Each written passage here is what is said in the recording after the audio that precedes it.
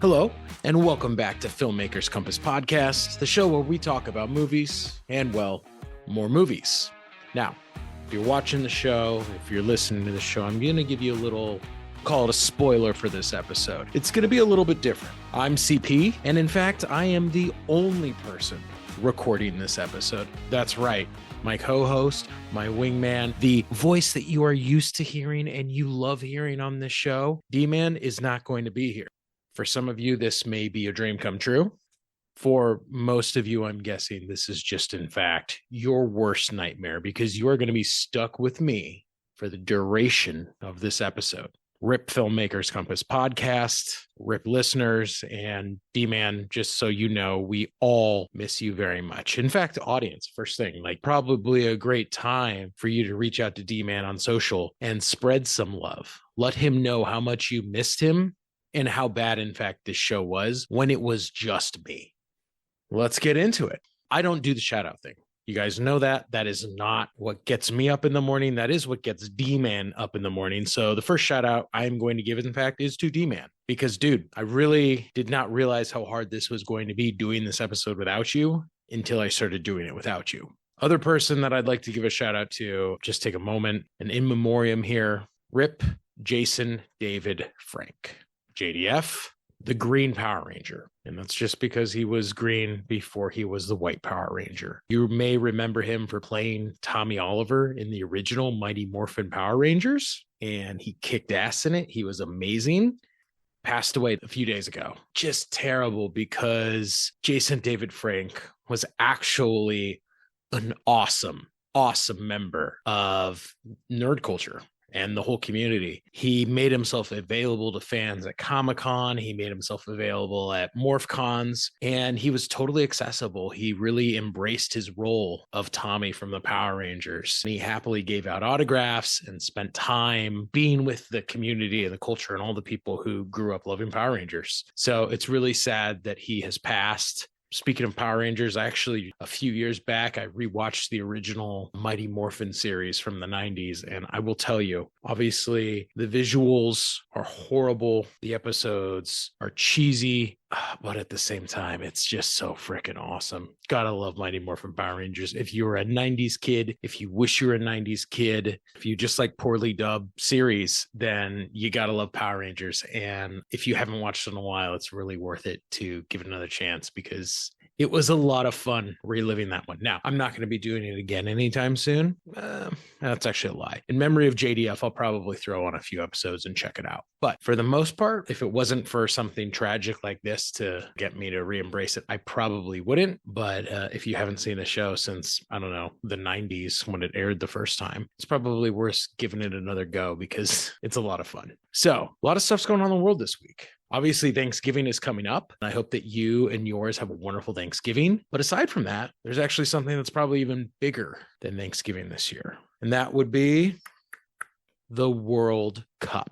That's right. Normally, the summer event is finally taking place in, well, not the summer. So this is going to be the first Thanksgiving where not only can you watch football American, but football, the international game that we in America call soccer. Qatar, or, well, Qatar, as you may call it, is actually the first Arab nation and the second Asian country, other than Korea/Japan, which both hosted the World Cup at once, which is kind of weird, to host the World Cup.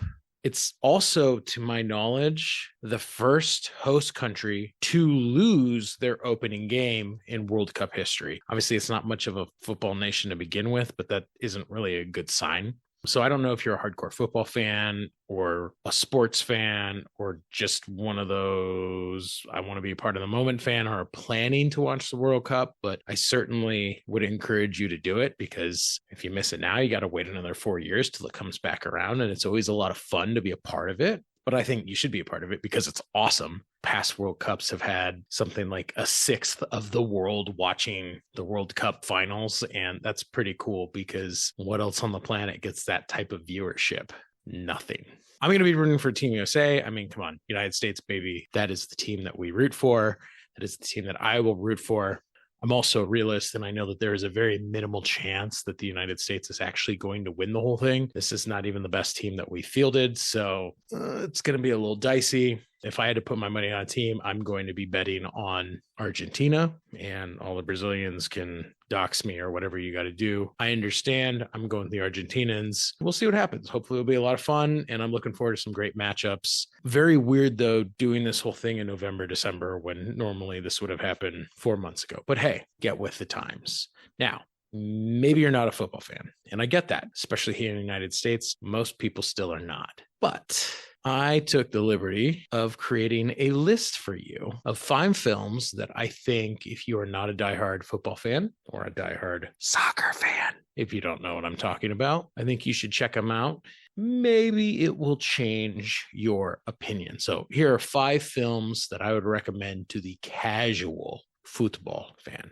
So number 5. This is the first one on the list, but it's number 5, actually. Kicking and Screaming from 2005. Now, this is sort of a combination of The Little Giants and The Bad News Bears, but with soccer, why it's on this list. It's a Will Ferrell film, so you pretty much know what you're getting into when you start watching this one. He's a coach. He's at odds with his father, who is also a coach. He teams up with Mike Ditka to take down his father as a coach. It's just a lot of angry Will Ferrell comedy. So if you're into Will Ferrell, watch it. You're going to enjoy it. If you're not into Will Ferrell, stay away from it. It's very much in kind of the vein of that mid-2000s semi-pro Blades of Glory, Talladega Nights style Will Ferrell that we had when he was coming out with a sports movie like every other year. Number 4 on the list is actually Mean Machine from 2001, starring Vinnie Jones. And I mean, come on, we all love Vinnie Jones, right? He's actually turned out to be a pretty good actor. When you look at some of the Guy Ritchie films that he's in, he also is in the movie Gone in 60 Seconds, even though he has like one line in the entire movie. As an actor, he's not that bad. And this is even better because he's playing a former football player, which in fact he is. Mean Machine is essentially a remake of the American football film The Longest Yard,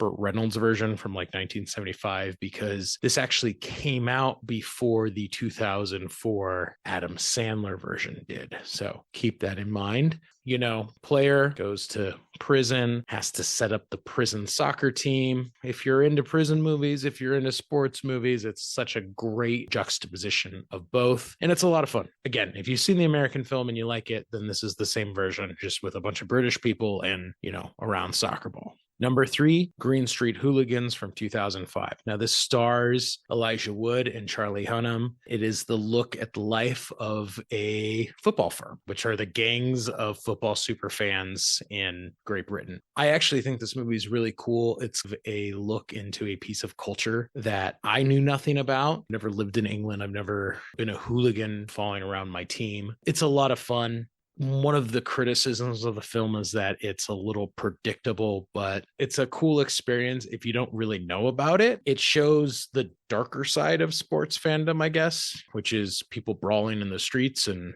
that's kind of fun. Right? Number 2 is the movie Fever Pitch from 1997. And I know what you're thinking. Fever Pitch? Isn't that a baseball movie? I'm actually talking about the original Fever Pitch, not the Drew Barrymore, Jimmy Fallon remake from the early 2000s about Jimmy Fallon being a Red Sox fan. This film stars Colin Firth. It's a romantic comedy, and in it, he is actually an Arsenal fan. Makes sense because this is a soccer movie, not a baseball movie. It's a story about him being in love with his team and in love with a woman that he met at work. I think it's very charming. Watching it, you will be appalled at how bad the Drew Barrymore one actually is. I would say give it a chance if you get a chance. Finally, the number 1 movie for me is Bend It Like Beckham from 2002, starring Padmir Narga and Keira Knightley. I actually think that this is a really funny, feel-good movie about growing up, playing sports, and dealing with your parents. Everyone can kind of relate to that in some way. Yes, it is inspired by David Beckham, who famously can hook his kicks. He even makes a very, very, very, very, very brief appearance in the movie because, well, he is not much of an actor.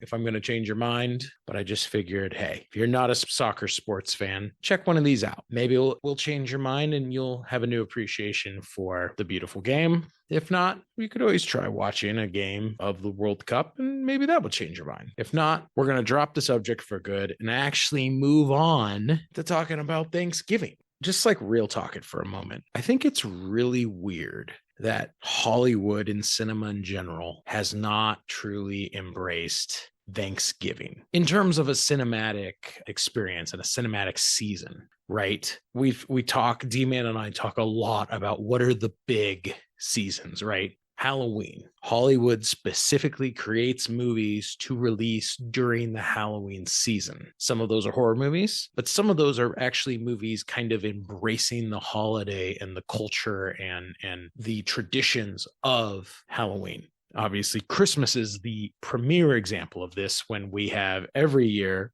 a new take on Christmas classics. You know, we have comedy Christmas movies, romantic Christmas movies, horror Christmas movies. Now we have this whole range of action Christmas movies. I guess Die Hard started it, but, you know, Fat Man came out a couple years ago. This year, Violent Night is coming out. The point is, movies are created specifically for Christmas. Movies are created specifically for Halloween. We also get the same thing with February, whole slew of rom-coms that are released just in time for Valentine's Day. We get the kind of summer action season at the movies that's peaks in July. But other than that, that's kind of it, what we get in terms of the movie watching calendar. What about Thanksgiving? Why did we not get Thanksgiving movies? I don't understand it. Because for one, when you really think about it, Thanksgiving is like the oldest holiday in America. And the reason why is, now I hesitate to say things like this on the podcast because someone's going to correct me because I'm probably wrong. But if I remember correctly, George Washington signed into law the creation of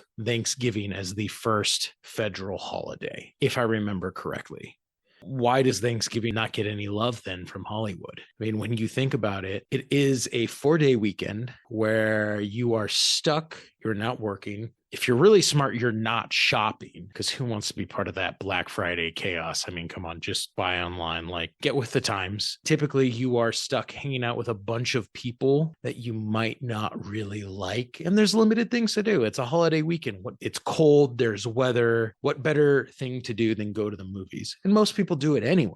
So why are we not embracing the Wednesday through Sunday box office that you get around Thanksgiving and releasing Thanksgiving films? Get it? It is right after October ends and the end of the Halloween holiday push. And it is right before the Christmas thing really starts to boom. So I understand that it's kind of Thanksgiving, it's kind of forgotten as it's squeezed between the two jumbo, super financially viable holidays. But I still think that there's a potential box office for it. Just don't understand why there's not more movies catering to this collective secular holiday that everyone in America, for the most part, participates in. More importantly, from a story writing perspective, Thanksgiving is the ultimate goldmine. If you talk to any therapist, they will tell you one of the worst weeks to see patients is the week after Thanksgiving, because every emotional wound, childhood trauma, painful event that you have tried to repress, you relive for that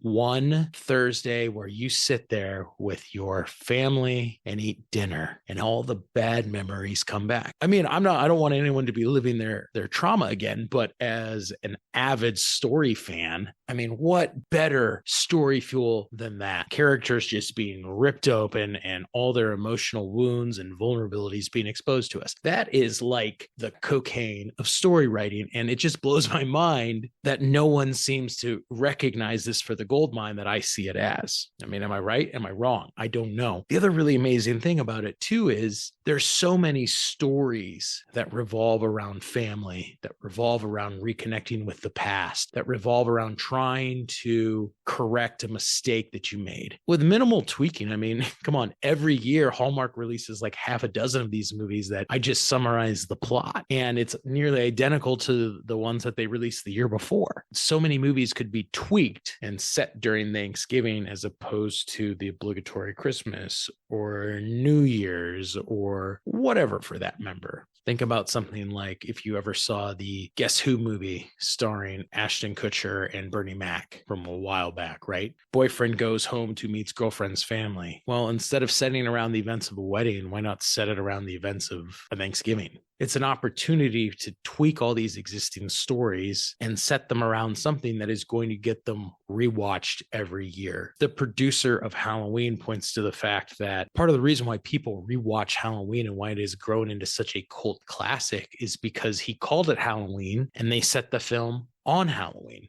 It wasn't called The Babysitter Murders. It was called Halloween for a reason. Because of that, you built in a reason to revisit the film every single year with an audience. And I just don't understand it. I know what you're going to tell me. Oh, but there's all these movies that do include Thanksgiving. And yeah, sometimes they do. Sometimes it's an afterthought. Sometimes it's a little more than that. I think one of the best examples of this is Rocky from 1976. I mean, come on, you've seen Rocky, right? You wouldn't be listening to this show if you'd never seen Rocky. Written by Stallone, starring Stallone, directed by John Avildsen. Thanksgiving, if you remember, is the date that Rocky and Adrian actually go on their date. So it's actually incredibly important to the story of Rocky and the relationship between Adrian and Rocky. And technically, that Thanksgiving goes on to have ramifications throughout the character of Rocky's multi-film arc because obviously he marries and has a child with her. There is a big, I guess that's a spoiler, so sorry, spoiler. But the point is, it has a big impact on who Rocky is. Now, there's a lot of other films that include it, like think about something like 2009's The Blind Side with Sandra Bullock, the story about Michael Orr, right? There's a nice little scene where they get together and they're eating Thanksgiving and they like give thanks for Michael Orr being part of the family and all the blessings and they're like, but the point is it's kind of just an afterthought. It's not really integral to the actual film itself. Another good example that I could think of is something like You've Got Mail, the 1998 Tom Hanks and Meg Ryan film. If D-Man was here, he'd be like, oh, dude, I love that movie. Also, Dave Chappelle is in that movie, if you remember. Got to watch it. I mean, I don't make a point of watching You Got Mail because unlike D-Man, I'm not a fan of it. If you haven't seen it in a while, Chappelle is actually in it. That's kind of a fun fact. In the movie, they have their Thanksgiving dinner and it's an event that they go through, but it's not really central to the plot. Now, if you compare it to something like The Miracle on 34th Street, the Christmas movie, both films actually start out with the Thanksgiving parade. This is kind of the inciting incident for why the real Santa takes over for the pretend Santa at the Macy's Thanksgiving Day Parade. As a result, we meet our characters who themselves are either working at the parade or watching the parade. So it's a little more integral to the story. But again, no one really considers Miracle on 34th Street a Thanksgiving movie because it is in fact a Christmas movie. It's about Santa. It's about one little girl's journey to discover that Santa is in fact real. Christmas movie, not a Thanksgiving movie. There are a couple movies that I think of as true Thanksgiving films. The first one of those, and come on, you all know exactly what I'm talking about. 1987, Planes, Trains, and Automobiles. This is the comedy from John Hughes, written by Hughes, directed by Hughes, produced by Hughes, starring his good friend John Candy and funny man Steve Martin. I mean, John Candy, Steve Martin, you already know that if you've never seen it, this movie is going to be hilarious, and it is. It's the quest for someone to get home for Thanksgiving. Essentially, the John Candy storyline from Home Alone is explored in this entire film.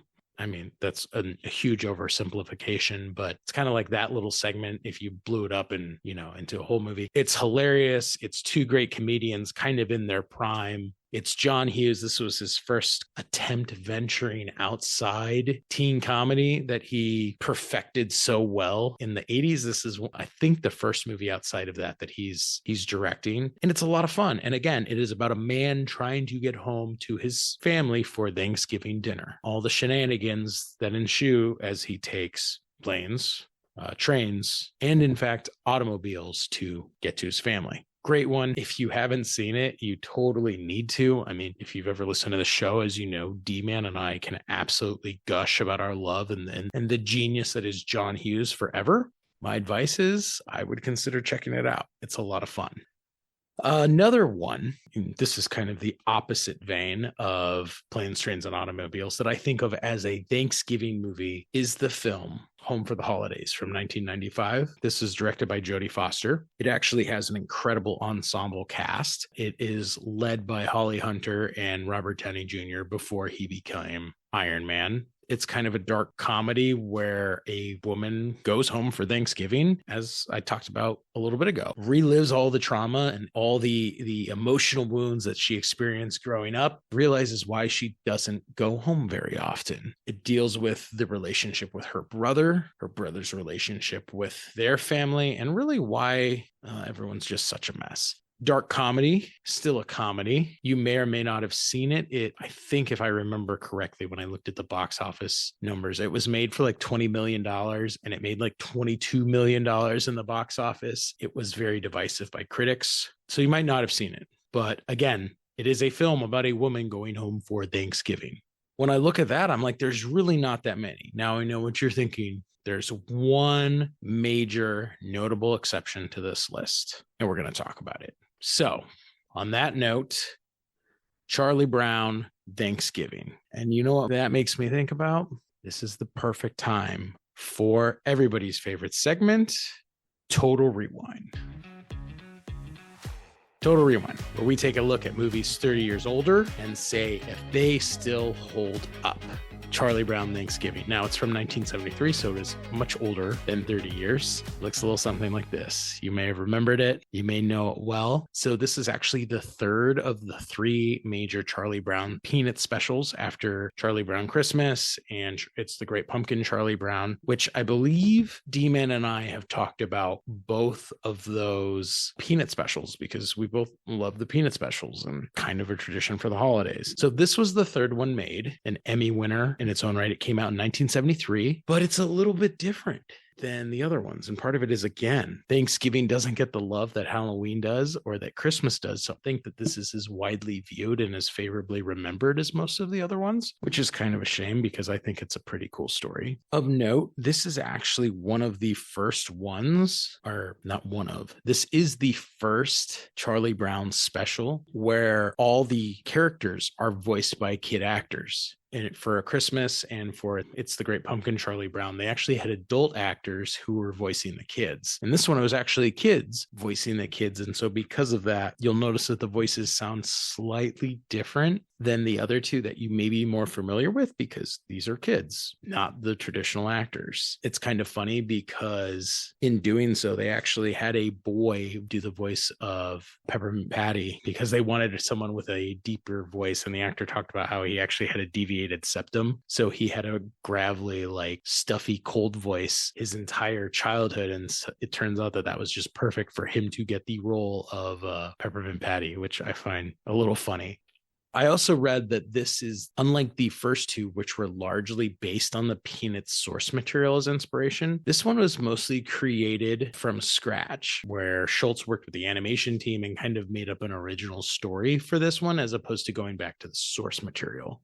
Essentially, the story is very simple. Peppermint Patty, her dad's out of town. She invites herself over to Charlie Brown's for Thanksgiving. Charlie Brown, being unprepared for Thanksgiving, has to throw together a feast. That's what he does. Now that strikes a chord with me because actually this Thanksgiving, similarly in my family, we received an invite from an unexpected guest who was like, hey, oh, by the way, I'm coming over for Thanksgiving. So we'll see how that one goes. I was feeling a little bit like Charlie Brown when I was watching this earlier to talk about it, but I find it very funny how the first thing Charlie Brown does is he calls on Snoopy, and he not only does he make Snoopy get the table, set it up and decorate it, but he also makes Snoopy make all the food. So I was really like, Charlie Brown, what do you actually do for the Thanksgiving that you're hosting?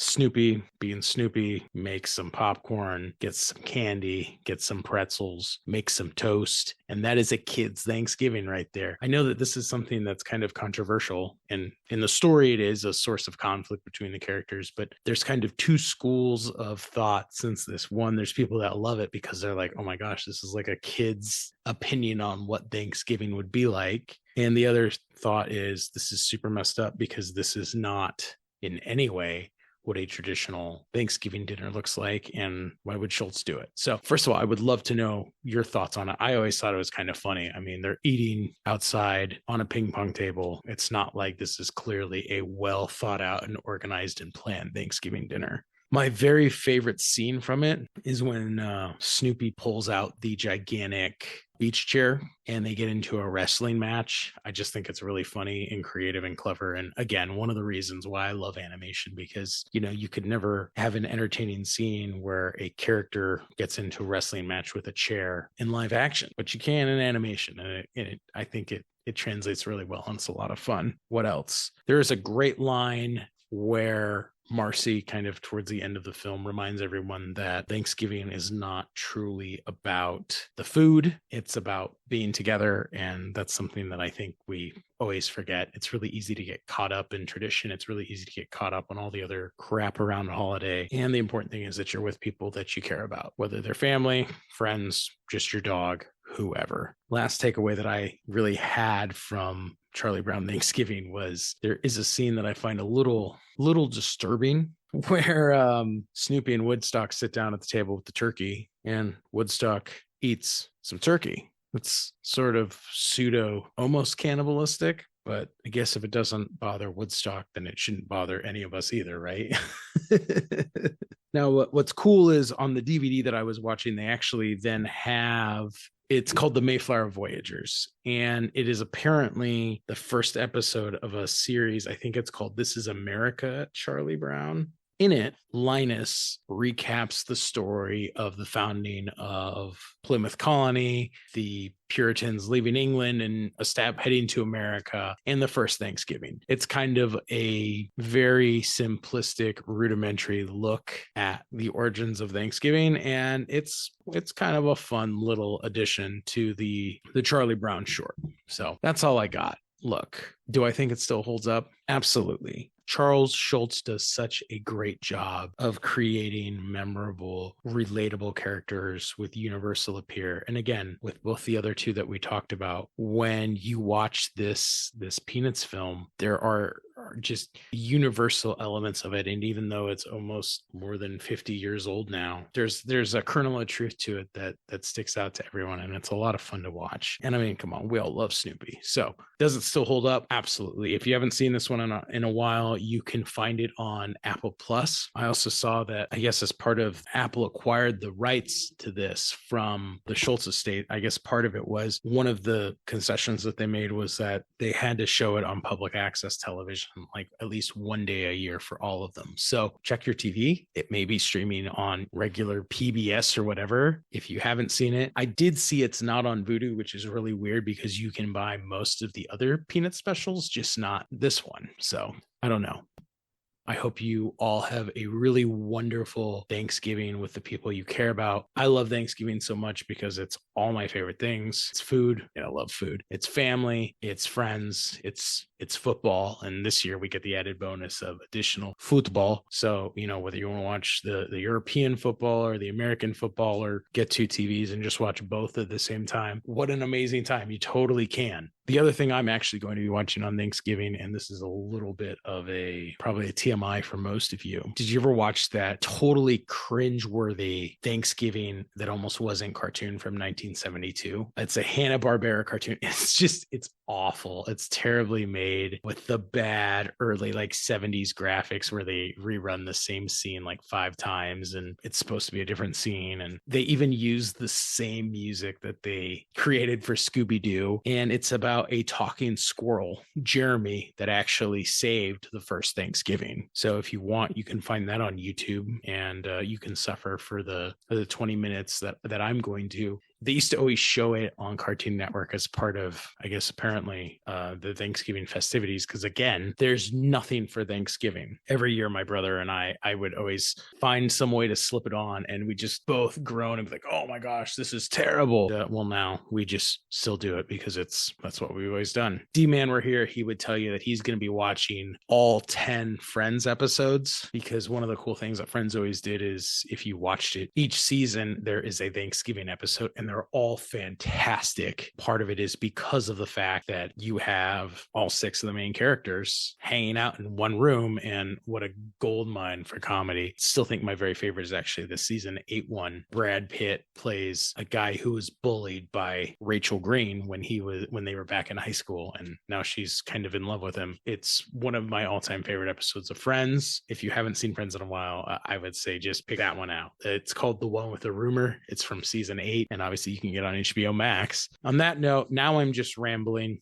Let us know your thoughts. I want to know, hey, are you going to be watching the World Cup? Yes or no? I want to know, B, what do you think about Thanksgiving movies? Why is nobody making them? And is part of it that nobody's watching them? Would you watch Thanksgiving movies if they created them aside from animated stuff that you watched as a kid? I don't know. I'm just curious. Finally, what are you going to be doing for Thanksgiving? I hope you have a wonderful time. I hope you get to see some people that you really love and care about, whether you're traveling time zones or just a few blocks. I hope you have a fantastic Thanksgiving. Thank you for taking a little bit of time to hang out with me today. We'll be back next week, and obviously D-Man will be back with us. I'm trying to think of how he wraps up every episode. Share your thoughts anyway, because we always like to hear from you. If you want to send me pictures of what you're eating, well, you can do that too. I'd rather see pictures of what you made as opposed to, like you eating turkey off the bone. That's a little lame. Filmmakers Compass Podcast. You can go to @FilmCompPodcast. You can message us there. I don't know what I'm doing. Go to filmmakerscompasspodcast.com. You can find the show. We're posted anywhere that you catch podcasts. We love reviews. Please give us a great one because it helps us with the algorithm. You can message D-Man and tell him how much you missed him at Big Kid D-Man. You could message me and tell me how much you missed D-Man at NDCal5. Thanks for tuning into this week's episode of Filmmakers Compass Podcast. We'll see you back here next week. Until then, keep watching movies.